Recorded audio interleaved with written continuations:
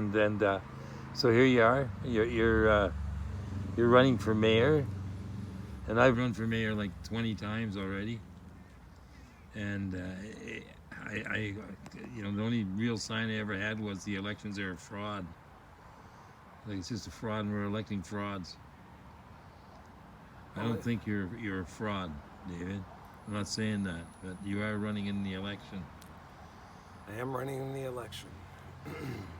Yeah, and why would anybody vote for you? Well, mayhaps because the absurdity has finally gotten to a catalyst point that average Joe has seen where conventionality has led them, and that mayhaps, with all the conditioning and hopelessness, and people might finally, have a moment where they see hope, that they see a way out of this madness, this contrived ridiculousness that's destroying the entire world. Is there a way out? I don't think there's any way to stop the apocalypse or total economic collapse or whatever you want to call it. In between the Tropic of Cancer and Tropic of Capricorn is going to be turned into complete desert. And so it might not be about avoiding the apocalypse. It might be more about facing the apocalypse with a bit more enlightened mindfulness. But in running for mayor, how do you see you could do anything about that?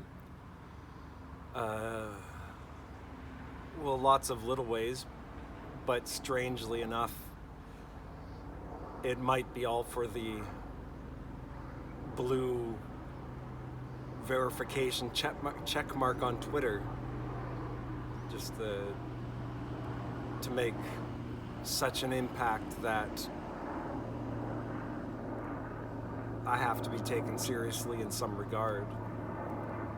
But I'm easy to ignore right now with my absurdities of suggesting that almost the entire global human population is under a strange brainwashed delusion,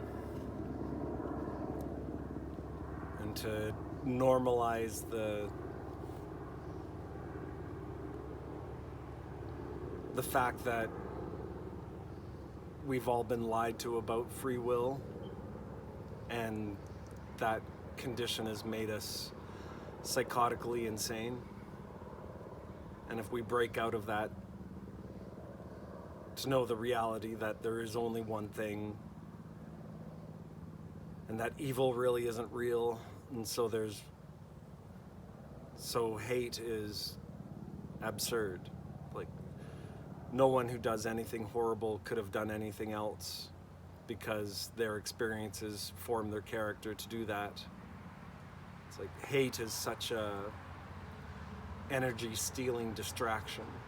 Well, why are you running for mayor?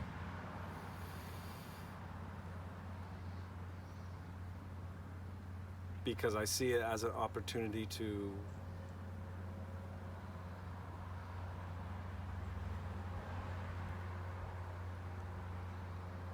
surprisingly break the distraction, to face the reality.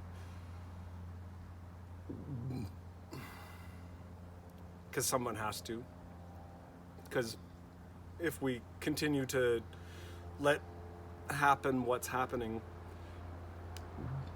then we're just gonna see a continuance of the madness on the streets, and a continuance of this pretended facade of affluence in building condominiums everywhere under the contrived, disgusting con of needing more housing, when the reality is, in nature, you don't have to pay for sleep. And so, that's the reason we constructed the addiction epidemic, to make tent cities impossible. Because if tent cities were known to work, how many people would stop paying rent? They say all laws are written on property laws. There's no free space. Well, the Crown's a bit of a monster, or just the tyrannical normalization of land ownership. Like we pretend that there's too many small warlords or gangs that would cause a hassle, and so we have to give our authority to one giant gang to maintain order. And that completely shuts us off. Like it makes an enlightened society impossible or illegal. We can't even attempt to get along without the insistence of money. It certainly is insistent. I mean, the whole world's pretty well controlled by it. Well, and that's if we started growing food everywhere. If we showed a capacity to adapt and survive without the arbitrary necessity of money, that would be bad for business. And if there's bad business, we won't be able to pay off our debts. And so we're held hostage by our debts. Totally. It is an indebted society. And we're almost completely under control. So I think you are offering like a different way to look at things. And like in running for mayor, like that's a real, there's something really different about that you're running for mayor. So I sure like as you say, you're on the fringe right now. Like, I've been told not to use the word fringe anymore. So it puts in mind unqualifiedness. And my qualifications might not be based around my ability to memorize statistics.